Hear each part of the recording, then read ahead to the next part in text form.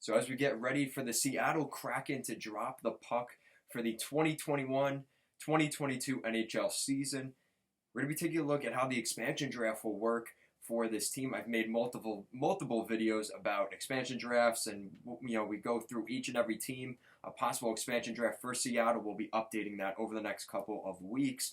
We're going to be taking a look at the rules and how things look for this team going into the expansion draft next year. We'll be taking a look at that and more in this video. If you like what we're doing here at Go Light Hockey, want to see the latest news around the NHL, make sure to give this video a thumbs up and a subscribe down below. Let's take a look at the rules for Seattle expansion. So back in December of 2018, we knew that Seattle would be coming to the NHL. It's been a long time since then. We finally got the team name, hooray. But now we're waiting to see the expansion draft in 2021. And a lot of teams are already getting ready for that. And we've seen, obviously, how different this could be, because we saw, with Vegas, we didn't really know what to expect. We weren't sure how many teams were going to protect players or trade assets to other teams to make sure they didn't take certain players and this and that. We may see that game change a lot here with Seattle. And it may be a good thing, may be a bad thing for Seattle. I think there's going to be a lot more mayhem, and I think we're in store for that. I think that's going to be pretty exciting.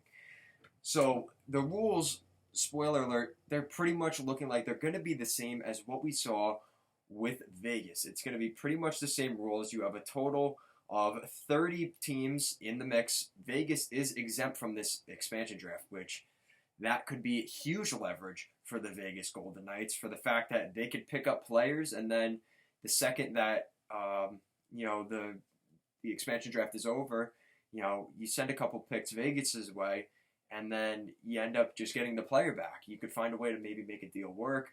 Vegas could get really loaded here, and I don't know if teams are going to be willing to do that, but who knows, right? We could see it happen. They pick up 14 forwards, 9 defensemen, and 3 goalies, not including additional players who may be acquired as the result of violations of the expansion draft rules. Seattle must choose a minimum of 20 players under contract for the 2021-2022 regular season, and those with an egregious expansion draft value that is between 60 to 100% of the prior season's upper limit of the salary cap. Seattle cannot buy out players chosen in the expansion draft earlier than the summer following its first season. Current NHL teams can protect 7 forwards, 3 defensemen, and 1 goalie, or 8 skaters, which are forwards and defensemen, and 1 goalie, under the following conditions. All players with no movement clauses at the time of the draft, so guys like Ryan Suter, yikes. That could be interesting there for the Minnesota Wild. But you've also got a couple of guys, like Shea Weber even, that have to be protected, no questions asked. In addition, all NHL teams must meet the following minimum requirements regarding players exposed for selection in the draft. 1 defenseman who is under contract in the 2021-2022 season, played in at least 40 NHL games in the season prior, or played in at least 70 NHL games in the prior 2 seasons. 2 forwards who are either under contract in the 2021-2022 season, played at least 40 NHL games the prior season, or played in at least 70 games in the prior 2 seasons, and 1 goalie who is under contract for that 2021-2022 season, or will be a restricted free agent at the end of his contract immediately prior to the 2021-2022 season. If a team elects to make a restricted free agent goalie available to meet this requirement, that goalie must have received his qualifying offer prior to the submission of the team's protected list. Players with potential career-ending injuries who have missed more than the previous 60 consecutive games, or who otherwise have been confirmed to have a career-threatening injury, may not be used to satisfy a team's player exposure requirements unless approval is received from the NHL. Such players also may be deemed exempt from selection. So that's guys like the Marian Hossa contract, or not Bobby Ryan anymore, but maybe a Ryan Callahan contract. Those are exempt.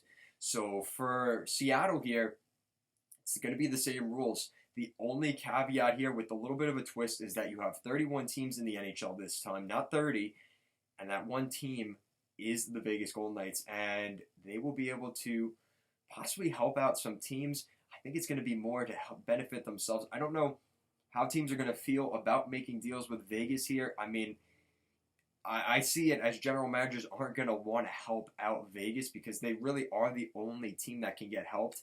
You may see something like we've been hearing Jonas Brodin for Max Domi. Now, I know some Minnesota fans don't want to see Brodin leave, but just an example, if Minnesota has an extra spot for a forward and Montreal has too many spots for defensemen, well, you make that swap, and now you are able to make that room there. That could be good for one of those teams for both sides. So you've got a forward spot filled, as well as maybe protecting a defenseman you would have otherwise had to expose, or you would have had to choose between Brodin or this player that could have possibly been protected had you traded one of the two. So there's a lot of factors here. It's going to be interesting how this goes. I think some teams are going to be fairly interesting, like the Tampa Bay Lightning or the San Jose Sharks. Do the Sharks expose Marc-Edouard Vlasic, Brent Burns? I think that's going to be interesting to see what happens there with the Sharks. You've also got the Lightning, like I mentioned. You've got Ryan McDonagh on that blue line. Can you protect him and Sergachev and Hedman? I mean, that's a lot of guys they have to protect. So it's going to be interesting to see what happens here. And not to mention the Tampa Bay Lightning, all those forwards they have, they're probably going to pick the 8 forwards.